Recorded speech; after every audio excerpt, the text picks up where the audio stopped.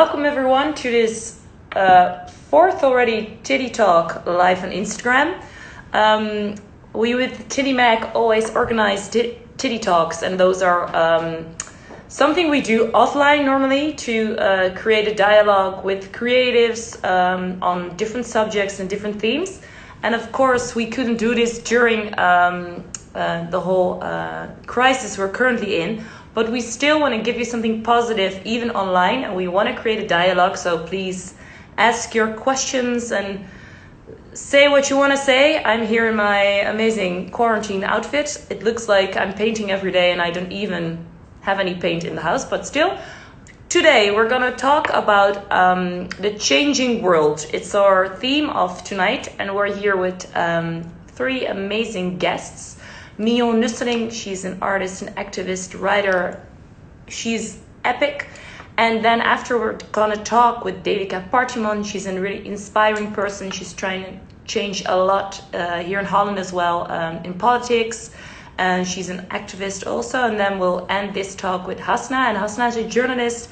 She creates programs. She has her own amazing platform together with Clarice Gagar, Lilith, and these three amazing guests. I'm really glad we're gonna talk with them tonight. We're gonna talk tonight for like till 8ish, a little bit later. So I'm gonna call the first one Mignon. I'm gonna grab her as well. Yeah, Mignon. Da da da da da. Ah. Oh, that's so nice.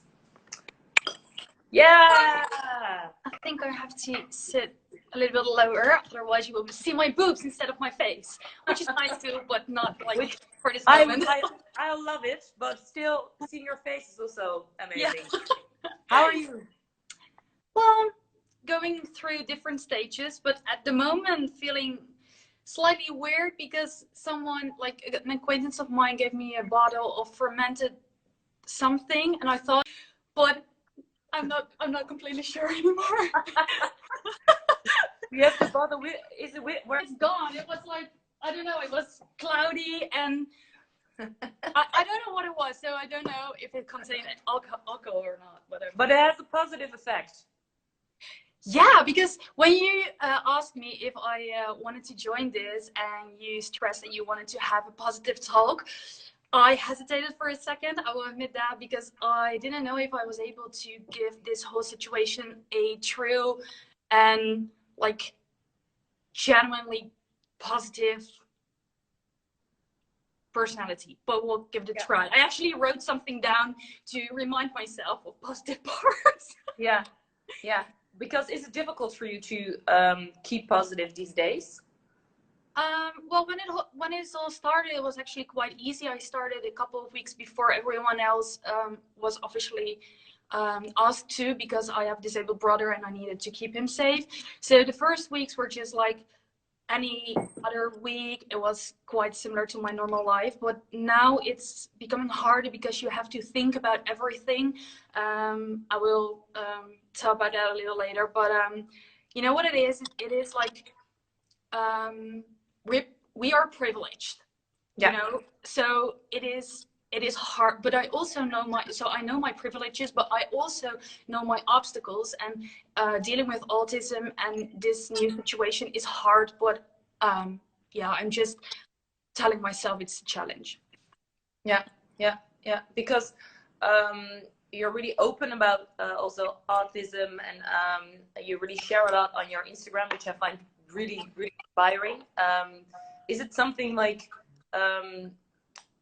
for example, how does your day look like during these days? Is it really different from before, or how do you cope with it? What do you do?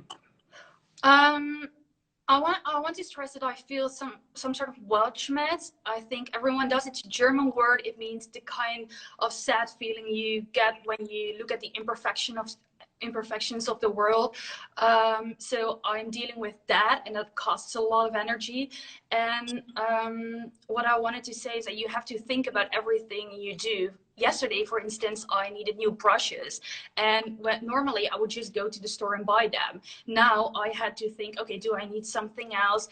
Should I call the store before to ask if it's crowded? it's almost lunchtime. Should I, you know, go now or later? You have to think double about everything you already have to think about normally. Yeah, yeah. And is it like, do you feel that the stuff you experience like these days, can you really also evolve it or like turn it into art? Yes, I I saw other artists, you know, telling each other like, oh, don't rush yourself into projects and just keep calm.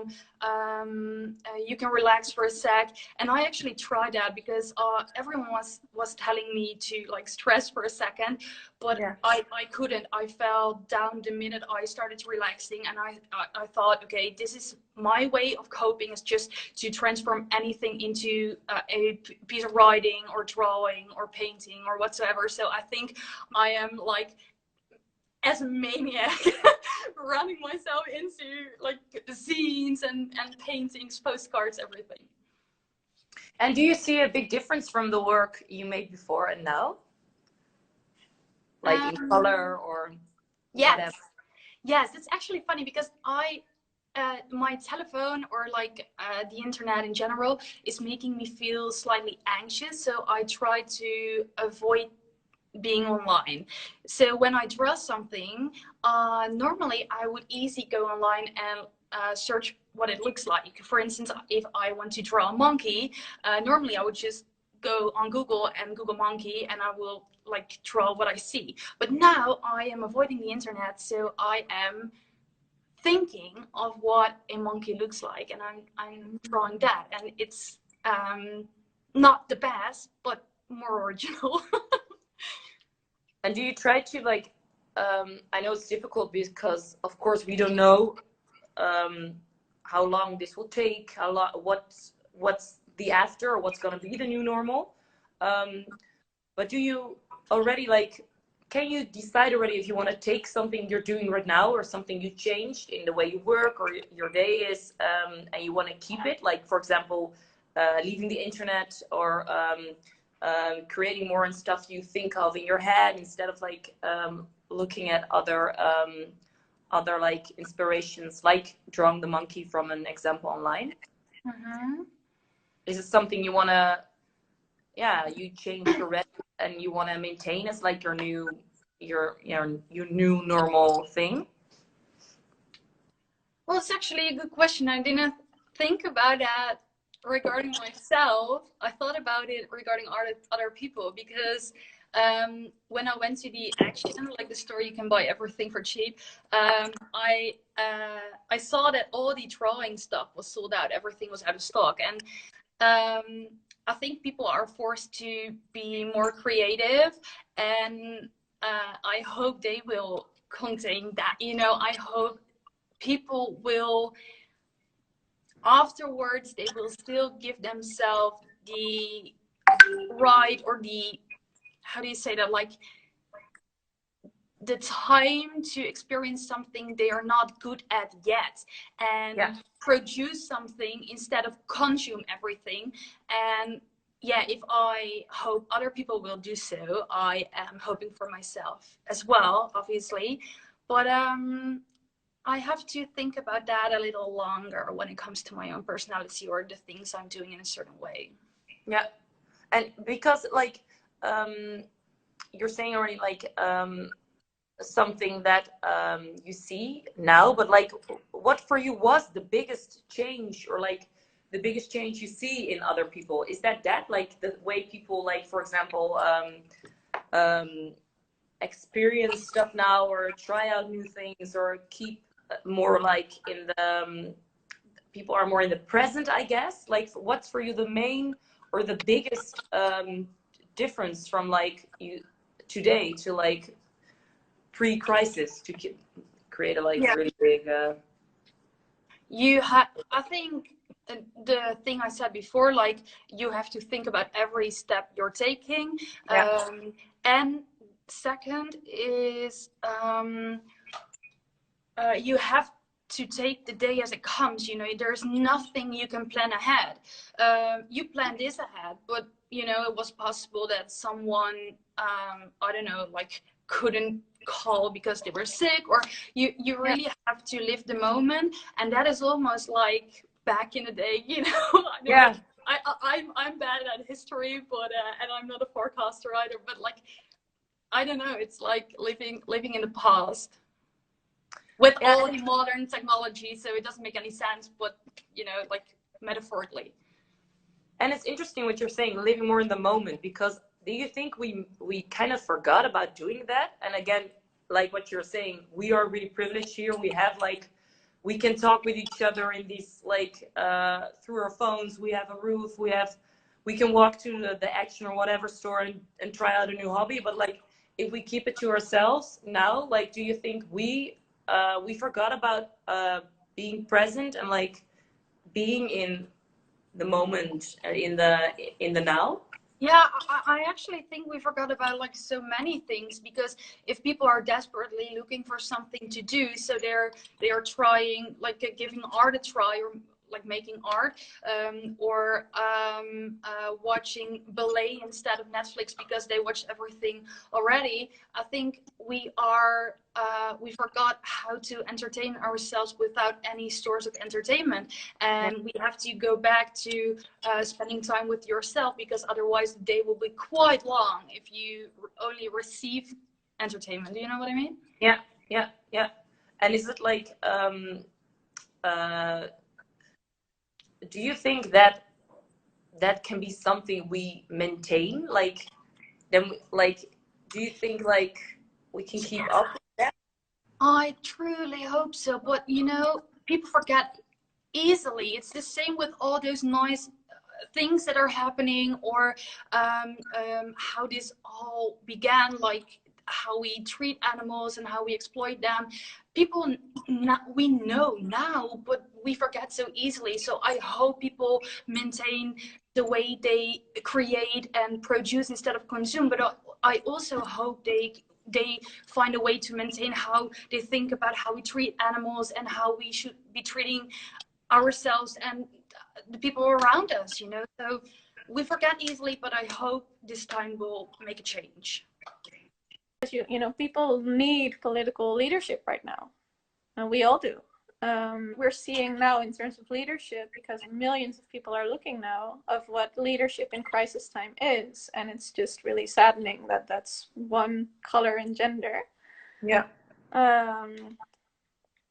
But what you're also seeing, which is kind of nice, I think, is that people are now following politics, which is good, which is always a plus, and are talking about what they feel about policy. And also you see so many different perspectives now. Like, you see the government being forced to finally have something to say about violence behind the front door, like domestic violence, for example. Yeah. And this has been an issue for forever, it seems, and now finally it's getting some attention because it's rising even more. But it's been there, and it's been an issue for so many people, and especially for women and children. So I think that's a sort of, it sucks that it's that situation for so many people is getting worse now. Yeah. But finally, hopefully, it'll create some kind of awareness that it's happening besides crisis times as well. So they have to look at the crisis basically from an intersectional perspective, because they have to be there for all the people. And do you also have contact with, because also a lot of female politicians, do you have a lot of contact with them during these days? With a couple of them. Yeah, it's a difficult time to be a politician. Yeah. Also because most of them, they can only get together online, and also everything is about this crisis at the moment. So everything they've had going on, every plan they were working on, every policy that was being implemented is now on hold. So there's a lot of stuff not happening or on pause, which is quite a problem, and also creates a lot of stress, I think, for many politicians who are not really. What is, according to you, one of like the biggest themes that is, for example, now on a pause or like now on hold? Well, I was pretty shocked that they just sort of canceled the climate plans, for example, like the climate goals that they had to, like they literally got told by a judge that they really have to implement their own climate policy. And now, like 1 week before they had to implement everything, they were like, "Oh, we can't do it now." And I know how the government works. Like you're not doing this policy like 2 weeks in advance. You've had this ready. Yeah. So when they cancel something 1 week before it's gonna happen, especially when it's something that big, they just don't wanna start it. Like it was already good to go. You're not gonna tell me that a ministry didn't have something good to go a week in advance. And are you afraid that something like that will be shoved under the rug? Like, yeah. Yeah, for sure. Yeah.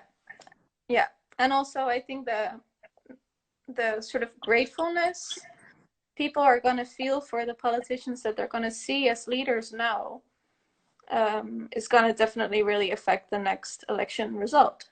Yeah, yeah. Because here in Holland, we have the elections next year. You also see, like, and I think I already know your answer, but a lot of like politicians, I think, are also keeping that in mind really strongly these days. For sure, yeah, for sure, absolutely, yeah. Is there something you find surprisingly, or you find like, or even like, not surprisingly about how they act or how they coping with themes or the steps they are taking? Well, I wish that the more progressive parties would be a little bit more vocal actually now and a little bit more visible. The thing with our system is that we always only see the leaders from like the coalition, like the biggest parties that work together in the government. And that means opposition parties don't really get a stage now. And that is like a one-sided election campaign. Yeah. So that's a problem. But also, there's one plus, I think, and I hope that's going to remain the same after this, and that is that every politician and policymaker now is slowly starting to realize that they have to share information in a way that everybody understands it. Yeah. Yeah. Now, in a time of crisis, they're like, oh shit, now maybe we'll publish things in multiple languages and introduce policy to people before we start it and explain to everybody involved through unions and neighborhood organizations and everyone to explain people what's happening, because so many people look at politics on TV or read about it maybe and then probably don't really understand what's going on. And I really hope that this whole thing where we're seeing politicians trying to use words that everybody gets, I hope that's a trend that's gonna stay. It's kind of like everyone fast forwarded in like having a course online or like having a course on how to get everyone involved. Like everyone is like, yeah, and that would make perfect sense always. Not just now. Yeah. Almost like why didn't you do this before? But yeah. Hey, and is there something like we can do right now? Like, is there something like we can also like what you're saying? Like, we only see, of course, there's a lot of also positive stuff happening, and I don't want to nag about the decisions the government's making, not at all. But if we look at like what you're saying, if we're with a critic eye, like that there are some voices not being heard, or like, is there something we can do as like the people who are watching right now, or? Well, I'm actually pretty proud of the Dutch at the moment, because I feel a lot of people are being vocal and sharing issues that they see that affect other people. I just hope that the things we're seeing now, like the situation for people in healthcare, for people in education, but also for refugees, for people that suffer domestic violence, for people that don't have access to healthcare, people that have to stay at home a lot because, for example, the outside world isn't very accessible to them. Like, I think there's a lot of things we're realizing now. For example, that meetings can be online and you don't have to fly to another country to have a business meeting. Like, keep those realizations. Maybe just start writing down like what works from this situation. Write down like what kind of injustices you see, so you kind of remember them when the crisis is not averted, but sort of slowing down. Crisis is over at some point, and then try to keep the same spirit, I guess. And if you really want to do something, of course, it's always good to become politically active. Get into a political party, go into a commission or whatever. There's a lot you can do. Send an email to somebody in your municipality. You can always send me a message if you don't know where to start. But yeah, I think there's a lot you can do. But mostly pay attention, I think, and question the things that you're seeing now that are going wrong. Like, if you're seeing like healthcare is understaffed, try to look into why that is. Don't just look at what political parties are doing now and judge them by that, but look into what created a couple of things that are troubling us now. Okay, and Devika, last question for you, but do you think we're now, and perhaps it's too soon to ask or to even think about it, but do you think we're now living in the new normal? Like, I don't know. I kind of, in a way, I hope so. I have a friend who lives in Vienna, and I was talking to her yesterday, and they're very slowly, they're gonna start opening things up again really slowly because they had a complete lockdown, so way more than here. And I was thinking about how I would feel if they would do that here after a bit, which is gonna happen, of course, at some point.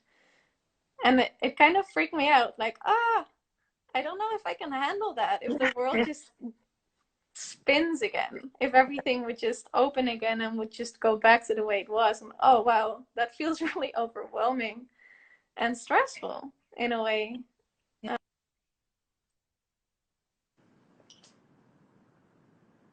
I'm back. Phone thing. Yeah. So I don't know. I really hope, like, the advice I just gave everyone, like, write down what you like and don't like about this period, what you're seeing. I'm gonna do that myself too, because I'm also seeing a lot of positive things for myself and for my work life as well, that are really positive right now. Like, I don't put pressure on myself that much. We connect with the team actually way nicer because we talk to each other more often, and it's fine that it's not in real life. It's actually easier for many people to be there. So there's a couple of pluses that I'm seeing that I'm going to try to keep also as a leader of a team myself. So thank you so much, Devika. You too. Nice seeing you again and nice talking to you. And we'll keep in touch after as well. And everyone can follow your own Instagram and Stem op een Vrouw, of course, if they have any questions about whatever, but maybe politics, of course. And talk to you very soon. So nice to have you. Hi, hello. Let me enjoy. Thank you. Well, I saw your sweet face and I was like, okay, maybe earrings, maybe some lipstick, because the thing is, I'm wearing every day, I'm wearing this like suit that looks like I'm having my own painting somewhere or whatever, but it's not. Well, what I did is I have so many clothes, but I figured instead of every morning going through my wardrobe what to wear while staying inside, I figured I'll just get a few pants and a few t-shirts, and I put everything else away, and that's all I wear now. So it's easy, it's boring, but no, but that's a great advice. Well, at least I keep things, I shake things up, and I don't end up wearing my sweatpants every single day as in the beginning of the virus. Yeah. Because how do you feel? How do you feel today? Well, today I had a terrible day. I'm going to be honest about it. I have a 5-year-old, and I was teaching her all day, and she just didn't, yeah, she just did not feel the day. So I'm exhausted, but Yeah. every single day has been different. So yesterday was a good day, and the day before was also great, and the day before that was awful. So it's been ups and downs. Yeah, because like as you're working yourself, you're a journalist, you have Lilith, you have all the other stuff you do, writing, and of course you have like your own home, your own house, and you're teaching your child as well every day. Yeah. Yeah. Well, I'm used to being at home, so the whole staying at home thing wasn't very difficult for me. I'm a loner. I like to be by myself. I like to stay in. In my life, there have been many, many, many weeks that I didn't even like went to the grocery store. So that was fine with me. But having my husband around and my daughter 24/7, that has been quite, yeah, the journey. And also that a lot of the things that I was supposed to be doing, like congresses that I was going to moderate or other events, they were canceled. So in the end, I am a journalist and I am writing from home. I have a column in NRC Handelsblad, and I'm making a television show for BNNVARA, but it's not a lot of work. So basically, my day-to-day life is cooking, cleaning, teaching my daughter math and reading and playing with her on our roof terrace. And well, yeah, that's just life now. I feel like Corona has sort of killed my feminism because my income has gone from being quite okay to 20%. And my husband now has to carry the mortgage. Well, it's kind of a meme quote. Corona killed my feminism. Yeah, well, and it's true. But like for you, like I think it's already a big change personally for a lot of people. I could go into the negative, but I'd rather go into the positive. And one of the things that I've seen, oh, hi, Kitty. That's my cat. One of the nicest things I've seen is that everybody has opened up to each other, and all of a sudden everybody's trying to help out each other, whether it is by doing grocery shopping for their neighbors, or just looking at the people around them and finally really realizing how different our lives are, even though sometimes it might not be as obvious, and just looking for ways to support each other, whether it is financially, by doing grocery shopping, by stitching those masks for each other, just helping and lending a hand. And that solidarity, I haven't felt for years. So I think that's one of the positive things that I really hope that we take with us into the future, even after this virus has finally left us. Because do you think we forgot about that, being solidarity with each other? Yeah, I do. And I think it's one of the things that comes from the way that media have spoken about politics, but also by the way that politicians have transformed this society from one that used to one that was built on helping each other out to one that is more based on individualism. So one has to, in Dutch we say, hou je eigen broek op, you hold your own pants up. So one has to go to school, and if you're not able to catch up, well, then that's your bad luck. One has to work hard, and if you're not able to work hard, well, then that's just your bad luck. So those things have made us quite a harsh country the past few years. And I think Corona might help us to view each other from a different perspective. And can we consider this the new normal as well, or do you think it's too soon to say something like that? Oh no, it's way too soon to say this is the new normal. I think we still have to look at the way the Netherlands are going to handle the whole crisis from a global perspective and within Europe. And I mean, here we have a semi-lockdown, and the economy is in a shitty position, and it's going to get even worse. But somehow I think we will manage. But that won't be the case in other countries. Yeah. So I think we're going to learn a lot about our leaders. We're going to learn a lot about ourselves. And we don't know what the new normal is going to be. We don't know if in 2 years or 5 years or 10 years, we will still be able to take all those vacations to the other side of the world. Or, there's a lot of things that are going to change. And I hope that I hope somehow that we will be able to adapt to it, and then just, yeah. And what, because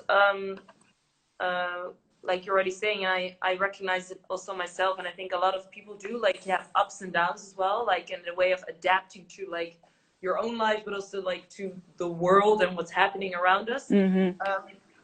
What do you do when you feel like it's like a bit overwhelming for yourself? What's something you, or what can you advise others they can do to try to manage? I'm not one to advise others, because my situation is so different from other people's situations. So I acknowledge the fact that I'm super privileged to be a homeowner, to have one beautiful, very intelligent daughter, and a loving husband, etc. So I'm not one to advise others, but the thing that I do is look around me and acknowledge that privilege that I have, and those beautiful moments that I can have with my family. So every evening when we sit down for dinner, we do something super cheesy, super corny. We tell each other what we are grateful for. And yes, we never did this before, but we started doing it because of Corona, just to make sure that we acknowledge the fact that we are healthy and that we are happy. So even my daughter, who's only 5 years old, has to tell us how happy she is with her new, whatever, bouncy castles stuff shit that I buy her just to keep her busy. And I talk a lot with my family in Morocco, and and they tell me the situation they're in, and they tell it with such, I don't know, they're just vibrant and happy to be together at home and to have each other's company. And I mean, their situation is so much more fucked up than ours is. But at the same time, they're just happy to be healthy, to have a roof over their head, and to have food, and to have cards so they can play card games. And once I see that they are so grateful for the things that they have, it really makes me feel like, oh man, if I'm going to be complaining and whining about the fact that I can only go to the Albert Heijn once a day, at like a maximum, who am I kidding? Like, yeah. And it feels like we're more in the moment. Yeah, we are, definitely. I had a little bit of trouble with that, and my husband also. We really want to be in control of everything, and I want to be able to plan ahead, and I can make these great schedules and with different color codes, etc. But now I have no idea what the day is going to bring. I have no idea what everybody's mood is going to be like. I don't know what my mood is going to be like. I literally have not much to do, but the same tasks day in, day out. So I thrive when I have a deadline, and I thrive when I have a lot of work and I can just like rock on. And at the moment I don't have that as much as usually. And I found it in the beginning, I found it quite difficult, but now I'm getting used to it, and I'm teaching myself to play the keyboard very badly, by the way, but it's just something to keep my mind off of stuff. And we'll see where this ends. As long as everybody's safe, as long as everybody's healthy, and we find a way out of this together, I think we're good. Thank you for those beautiful last words, Hasna. You're welcome. Thank you for having me. Thank you, and thank you for seeing you again. You're inspiring. Echt. See you soon, baby. See you very soon. Bye-bye. Well, thank you guys. We're already at the end of our 4th Titty Talk. Next week we'll be here as well with a new one at 7:30 on the Titty Mac channel. Thank you, Hasna, Devika, and Mignon, and thank you all for watching. If you have any questions, whatever, let us know in a DM. And thank you for being here. Really keep up, and lots of love to you guys. Bye bye.